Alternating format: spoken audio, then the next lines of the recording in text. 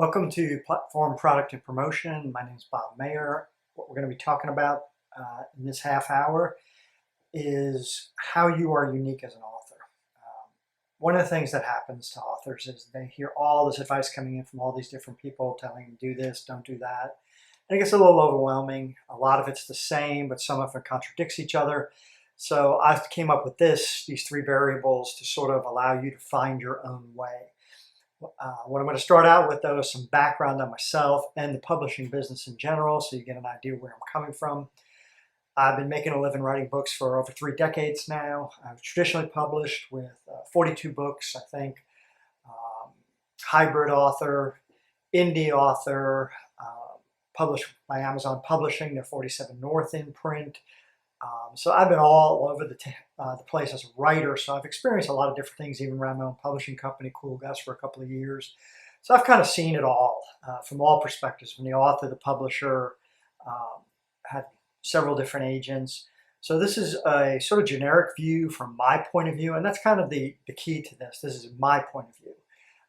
I always look at the background to anybody's opinion, their blog, their post, their article, whatever it is. The first thing I look to is see what have they achieved, and do they have something I want, and why should I listen to them?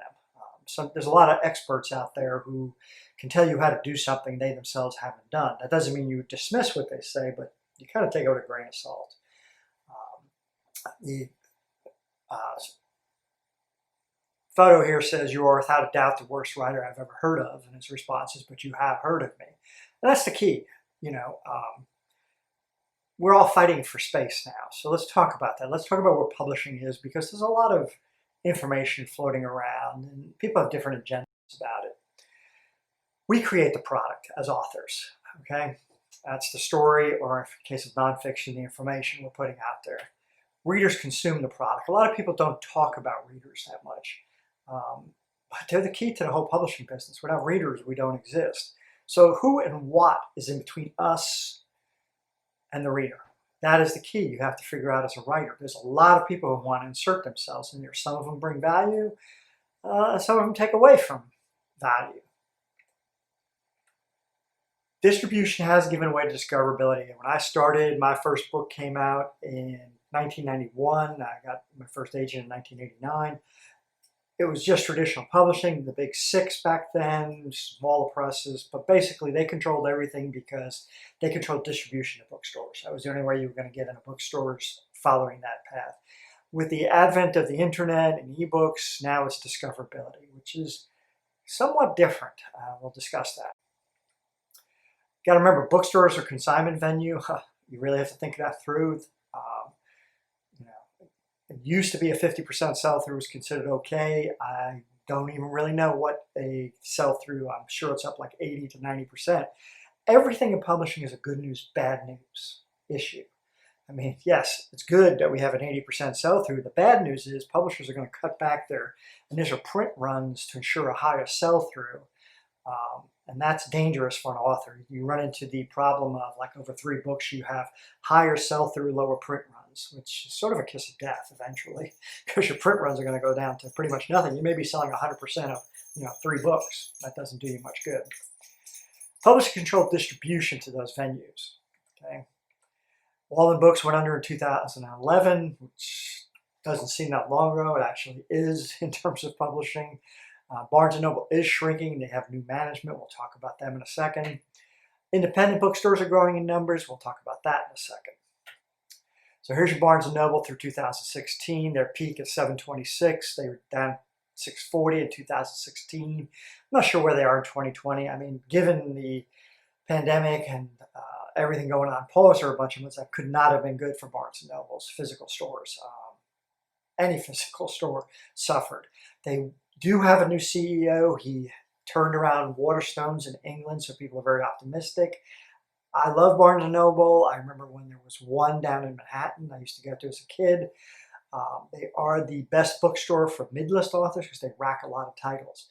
I hope they hang around. But I do think, as for a business plan, an author really needs to consider what happens, especially if you're a mid-list author, if Barnes & Noble goes under. We'll talk about that. Independent bookstores are growing in number, and through 2016. The pandemic has hit them hard. Every day I get the various emails, bookshelf, a couple other emails, and I see which bookstores are closing. There's a couple opening up. Honestly, I don't think much about print books right now as an independent author. It's very hard to get into bookstores. And even when I was in traditional publishing, the reaction I got from independent bookstores was mixed. A lot of them try to go a little bit highbrow, and they're not into genre fiction. You know, I have here romance sells 56% of fiction. Um, you know, you think they want to rack a lot of romance, but they kind of a lot of bookstores turn their nose down to romance. So that's a reality you have to face, especially if you're writing genre fiction. Now this is BookBub's genre preferences. It's not what people are buying, it's for BookBub. The reason romance is kind of low here at 11% is romance readers are very savvy readers. They know what they're doing, they know what they want. So mystery thrillers, what BookBub is, if you don't know, it's an email you can sign up to receive every day in your preferred genre, and it gives you discounted books. I used to run BookBub ads at least one a month when BookBub was first starting. It was a great place for indie authors because traditional publishing hadn't gotten involved in this yet. They were very leery of discounting ebooks. Now it's the province of backlist, traditionally published authors. Yes, some indie authors are in there. I haven't run a BookBub ad in a couple of years, not just because of that, but also because of the long tail is gone. You can get a one-day spike in a book, and then you used to be able to get a week, 2 weeks of continuous sales because your sales ranking went up. Now you can see people spike up to #1 in their genre the day the BookBub ad email comes out. The next day they're back to where they were. So that's just the reality. Amazon was founded in 1994. That's I've been writing longer than Amazon was founded, so that's something to think about. Why did he pick books? You need to think about that. There's a book called The Everything Store, which I recommend everybody read. It is about Amazon, and he picked books not because he loves books. He picked books because he knew he could disrupt the market. He knew he could have a warehouse racking more books than any bookstore. So, and he knew bookstores were consignment stores. So he knew it was ripe for disruption. Kindle came out in 2007. There's I don't even remember what the Nook reader is called anymore. I guess it's called the Nook. That kind of died out. Pretty much you've got the Kindle now. Amazon opened its first bookstores in 2015. That hasn't been that big of a deal. They haven't put much emphasis on it. They purchased Whole Foods. They have 4-star stores they're starting where you just walk out with the products. That is the future. I mean, we are now doing the jobs of cashiers. Isn't it amazing how we end up doing more and more work and we don't get paid for it? Soon you'll just be able to roll your cart right out of the store and it'll automatically tabulate everything for you. 50% of Americans buy less than 10 books a year. People don't read. So that's the hard part. They got so many other things competing for their time, their work, their home life, but also streaming. There's so many cable channels, video games. You are competing against a massive avalanche of material in the entertainment business. And you are in the entertainment business. You need to remember that. 14% buy more than 20 books a year for themselves. 60% buy a book on recommendations, word of mouth. That's the magic grail. If I knew how to do it, I wouldn't tell you because I keep it a secret. No, nobody really knows how something goes viral. It's magic. When magic happens to the person standing on top of the mountain trying. 49% buy a book on reviews. 31% online depend on online reviews. The golden age was 2010. A lot of people making a lot of money because the indies owned it.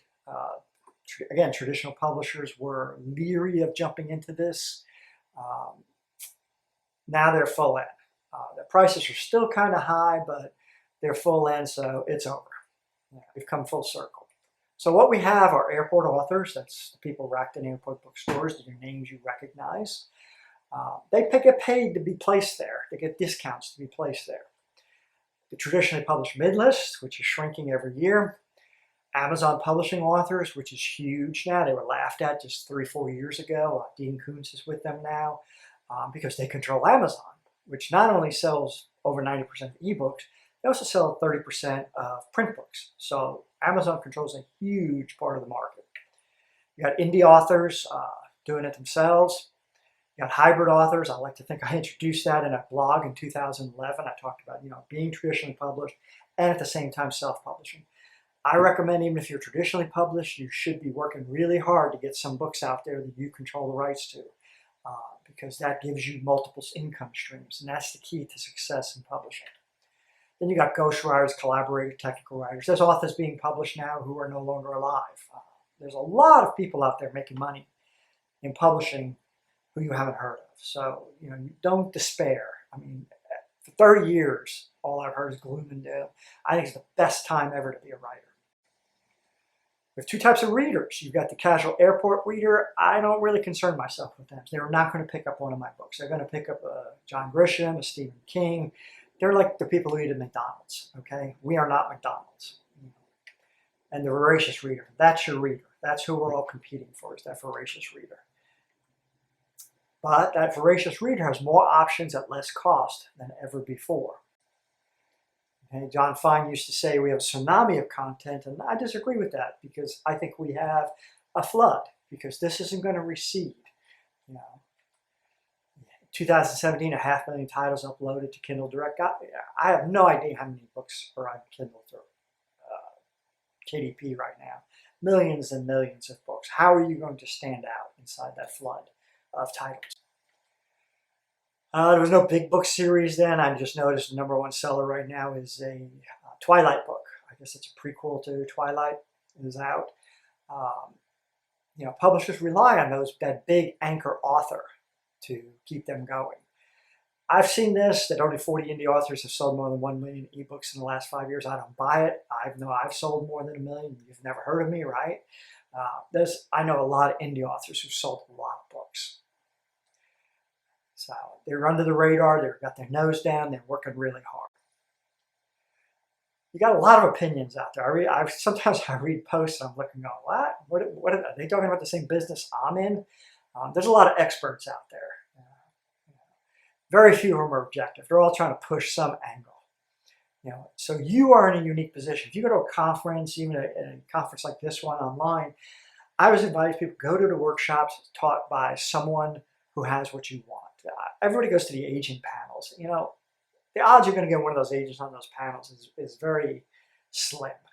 I would go listen to authors who have a career path, sort of like what you want to try to follow, and see what they have to say. What can they teach you? Okay? We all have an agenda. Everybody has an agenda. So how are they going to slant the information they send to you? Because remember, their agenda isn't your agenda. And the only agenda you really got to prioritize is your agenda. And then, fear. I remember when I was writing Cool Gus, my business partner and I would go to like Book Expo America. We'd walk into the Javits Center in Manhattan. And all those thousands of people there and all the booths, and I'd look at her and I'd say, listen, nobody here knows nothing. What I was trying to say was, everybody's an expert at their niche, but they're not an expert at everything. They may know their niche really, really, really well, but that doesn't mean they know everything. Editors know how editing, they know the publishing business, agents know the publishing business. Do they necessarily know how to come up with an idea and write a book? Do they necessarily know how to market a book? Your publicity departments, publishing houses are kind of funny in a way. I asked Random House one time, they'd always promise something and they wouldn't deliver. And I said, well, who do you put your marketing money behind? I said, we put our marketing money behind our bestsellers. Back then, to me, that was kind of backwards, but now I understand.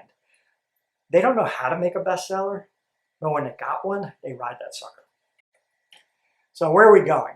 All I keep hearing is ebook sales are plateauing, ebook sales are plateauing. Nobody's counting my books, okay? Nobody's counting Kindle Unlimited pages read. So there's a statistics lie. It's The Wire. If you watch that miniseries, they call it juking the stats. Everybody's juking the stats. The reason I have the Special Forces Ranger tabs there is I remember in the Army when we were transitioning from, the Cold War to the War on Terror, it was really, really hard to turn things around. Traditional publishing has turned around and embraced the ebook. I don't know what's going to happen now. I do think the business model is going to change a bit after this pandemic passes, hopefully. Traditional bookstores have taken a hit. Print sales have taken it. But then again, more people are reading. So where are we going? Nobody really knows. I always try to gather as much information as possible and work off of that. We're pricing ourselves into oblivion on both ends, okay? BookBub, we're giving, I have to have 2 perma-free books on my website, bobmayer.com, if you want to go get them. But they're the first in a series, so I'm introducing you to a series. People are bundling books. That used to be a big thing to get on the New York Times list. 12 books for 99 cents. The author's making like half a cent royalty, but they did it to hit a bestseller list. Amazon prices their books between $3.99 and $5.99. I always follow Amazon's lead, whatever they're doing with ebooks, because they have the data. Traditional ebooks are still kind of over $10. Ebooks dominate fiction sales. New York will argue with that. Other than the big sellers, I think for mid-list authors, ebooks are dominating. Amazon imprints will continue to grow simply because they own the market. They have Kindle First, where they will introduce a new author. It doesn't cost them really anything other than editing and signing the author to a contract. They'll give the book away for free the first month to everybody who wants it, who's signed up for Prime, and see how it does. See how the reviews come in and maybe launch an author's career, or they get to see, well, this one didn't work. Let's find somebody new. Kindle Unlimited will continue to grow. What I've noticed since a lot of people are hurting financially with the pandemic is sales are down a little bit, but pages read are up. What that means to me is people aren't willing to spring for $5 for a book, but the people who have Kindle Unlimited are using it more. They're reading more pages. The market will grow more saturated, especially since we've had all these people sitting home writing their masterpieces. We're going to be uploading it now. Audiobooks will grab a higher percentage of sales. I've invested over $100,000 in audiobooks. I have 45 books produced through ACX, which is Audible Creation Exchange. I'm not going to explain it here. You can look it up. But it is a way to hook you up with the talent, the voice, to produce a quality audiobook. And it's a good income stream monthly for me. Marketing is key, discoverability. We'll talk a little bit about that when we talk about platform, product, and promotion. Amazon's crushing online sales competition versus Apple, Nook, Kobo. It's like Apple owns music, Amazon owns book sales, ebooks. I can hardly find my own book in the Apple bookstore, which is kind of really weird. Kobo's okay, because it's Canada, it's international. Nook kind of was mismanaged from the start. I'm not sure where they're going with ebooks at Barnes & Noble. You got the big 5 publishers in New York.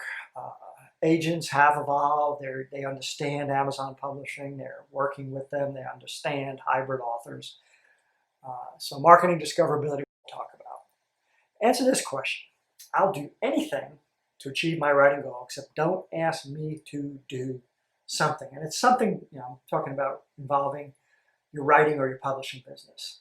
There's something you know you need to do, but you just don't want to do it. That's the thing you're going to have to do, because that's the thing that's holding you back. I'm a big believer in rule breaking. I actually got a bad write-up on a conference because I said this, and someone posted on social media, which wasn't the brightest idea because everybody can see anything on social media, that they thought it was the worst piece of writing advice they ever got. So I'm giving you the worst piece of writing advice you'll ever get. The rules of rule breaking. One is know the rule. Because if you break a rule and you don't know the rule, it's going to be dumb. Okay, so then have a good reason for breaking the rule, and then accept the consequences of breaking the rule. If it worked, you're a genius. If it doesn't, okay? What do you want to achieve? You got to know where you're going before you set out to get there. Do you want to make money, diversify, you want a creative outlet, how are you going to get there? This is all part of what I teach in Who Dares Wins. Write It Forward actually is my program for writers. I use what we did in Special Forces in the writing. I got a whole book on that. I'll show it to you at the end. How many books? What kind of books? Think these things through. A lot of us just start writing a book and we don't have a plan. It helps to have a plan. Okay, where to publish, how to market. Self-publishing is just as hard as traditional publishing. Actually, these days, I recommend to a new author. By new, I mean, you haven't been published yet. Try to get an agent, try to be traditionally published. I think it's much more likely that you'll succeed on that path, because it takes 3 years to learn something new. So learning how to write a book is hard enough, but learning how to write, to be a publisher, it's going to take you a couple of years.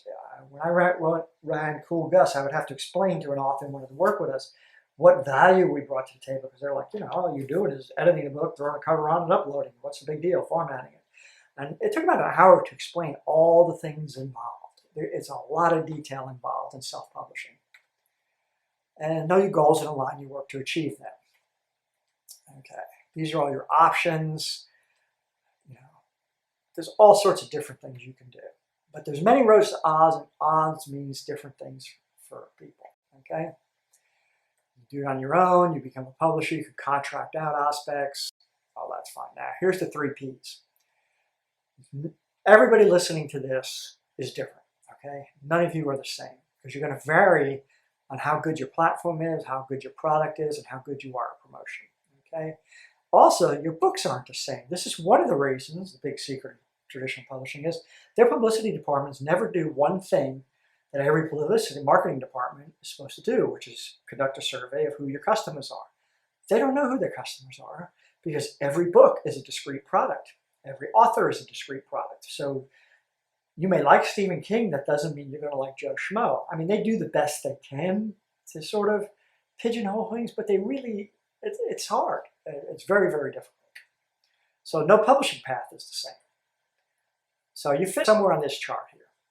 Okay, you can have a strong, you'd love to be at the top. You've got a great platform, you've got a great book, and you're really great at promotion. You don't want to be at the bottom where you don't have any platform, your book sucks, and you're not going to promote. That's going to go nowhere. But you're somewhere here, and we'll see this again at the end. You factor these 3 into everything you do. They influence you there. They're not discrete because they cross over into each other. All right? So these determine what advice to follow, because someone with a different personality than yours can do something marketing-wise that you just can't do. Like Facebook. I'm not good on Facebook. I know people who are great on Facebook. They have their street teams, and they're engaged, and they're doing these great things. That's not what I can do. So for me to try to do that isn't useful. I try to do what I'm good at. What is platform? Platform is name recognition or brand. Okay, most of us don't have that when we're starting out as a writer. Nonfiction is a different story, but for fiction, probably not. Are you an expert in your field? Hopefully you're writing about it. Think inside flap copy of a hardcover book. What are they going to put in your author bio? Does it have anything to do with what you're writing about? I know for certain I wouldn't have gotten published initially if they couldn't put on the flap, former Green Beret writing about Green Berets. That helps give you some validity in your field. You have a special background that makes you unique. But it's also internal. I always tell people, go on YouTube and look at the film clip from the movie Walk the Line of Johnny Cash pitching. He walks into the studio. What was his platform? Well, he's a door-to-door salesman. Okay, that's not a platform. His platform there was anger. That's what he used. He channeled his anger into his music. Everyone listening to this has a platform. You need to figure out what makes you unique. What is your platform? What's your passion? Because you're selling your passion as an author. And here's the big thing. Can you communicate that passion? The most important thing you're probably ever going to write is a query letter. In that query letter, can the agent and editor feel your passion as a writer for the book you wrote? You could build platform. If you're not where you want to be, decide where you want to be and start building your platform to be there. Become, the person you want to be. Are you an expert in something? Become an expert in something. It has to interest and resonate with other people, though. Just because it interests you doesn't mean it interests other people. You got to think about the reader all the time. The most powerful platforms are emotional, okay? Because that's where we get engagement. Understand who you are. Yes, you're going to have to get therapy. If you're listening to this, after you get done, call up and make an appointment with a therapist if you're not already seen one, because trying to be a writer, you just do not fit in the bell curve, and you are not necessarily on the good side of the bell curve. Who do you want to be? For a new writer, build community, not promotion. You've got nothing to promote. But you can go online, you can make connections with people online, you can slowly build community. Expand your networking. Really, really critical aspect of publishing is to network. Comment on people's blogs. They notice people who comment on their blog. They keep seeing the same name. They're going to get to know who you are without ever meeting you. Build your social media platform, block brick by brick. What is product? Product is your book, all right? Or it's your articles, your classes if you teach classes, your blog if you have a blog, your consulting business if you have consulting business. Your expertise is your product. But ultimately, for most of you listening to this, it's your book. Yeah.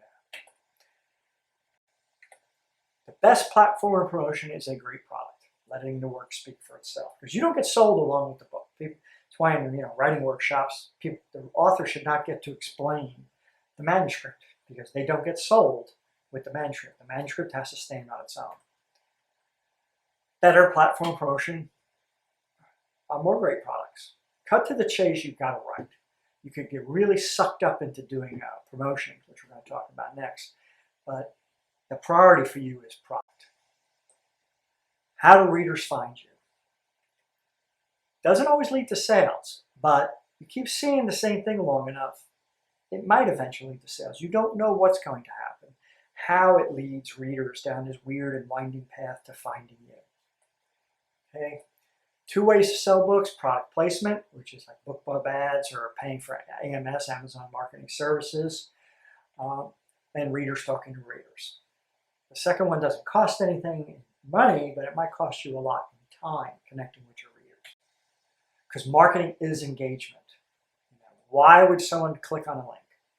Most of us are very leery of clicking on links. One of the things you'll keep hearing is, oh, you must have a mailing list. You must have a mailing list. How many are like signing up for a mailing list? Very few. It's really difficult. You got to give people some value. Why should they be interested in you? What's special about you? Why would they be interested in your product, your book? How capable are you of marketing? There are many, many ways to market. I'm not going to get into those. That's a whole separate class. For nonfiction, now this is a big thing here that factors into this. Be very careful when you're reading advice or listening to people. Fiction and nonfiction are 2 totally separate things. You can market nonfiction. You can target an audience with nonfiction. When I try to target my survival books or my writing books, I can target it to a certain audience.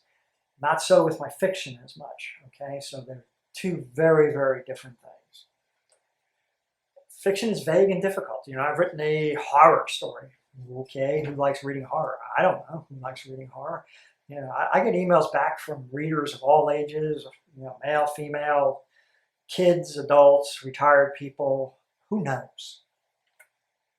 So keep this in mind when seeing advice on how to market. Don't get caught up, with your novel, listening to a nonfiction person telling you how to market.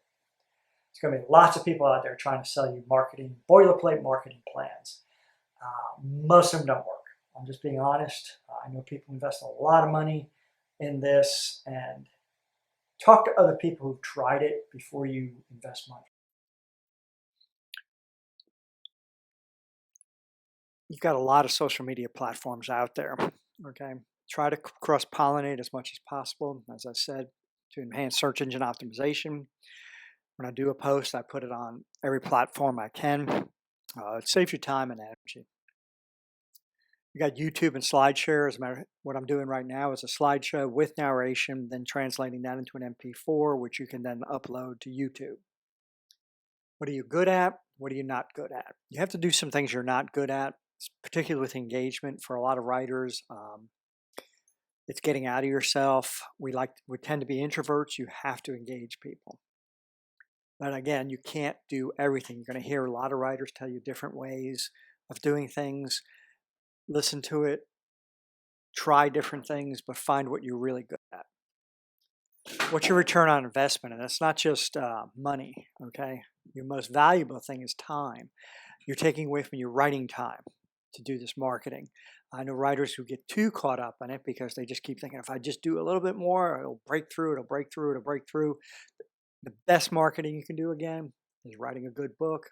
Next best marketing, writing another good book. What do you have control over? The writing and the marketing you can do from home. For an indie author, it's all on you, but actually for a traditionally published author, we all have to do the same things. This is just for fun, Amazon sales rankings. Make of it what you will. But it is tough to break through. Okay. So, where do you stand in all of this? Who are you? What are you good at? Do you have hopefully you have a good product. That's the most important thing, a strong product in the center. If you have a good platform, that could lead to strong promotion if you use your platform. Write the best possible book. I mean, that sounds easy, but a lot of people think they can market their way into success. It's the book, it's the product, because that's the only thing that ends up in the reader's hands. Be consistent. Uh, One of the things marketing people will tell you, you have to be consistent. Know that you can't do everything, so don't beat yourself up all the time, but content is king. I have been doing this for over 3 decades. I've seen a lot of talented people just quit and go home. And these days, as I started with, we create the content, readers consume the content. The only people between us and the reader is the internet. There's nobody, no person. So you can't blame agents, editors, publishers, all the rest. It's you who has to be persistent and keep working at it. Don't quit. All right. Look 3 years ahead, believe in what you're doing, and never quit. I'm going to leave you with a quote from a Monty Python, Terry Gilliam. Talent is less important in filmmaking than patience. If you really want your films to say something that you hope is unique, then patience and stamina, thick skin, and a kind of stupidity, a mule-like stupidity, is what you really need. I've got a bunch of free slideshows on my website, on the workshops page, not just writing, but survival, history, other things. Books. The black one is how to write the book. The middle one is how to be an author, which nobody really teaches you how to do. And that's my background. I wish everyone the best. Hang in there, stay safe, and just keep writing.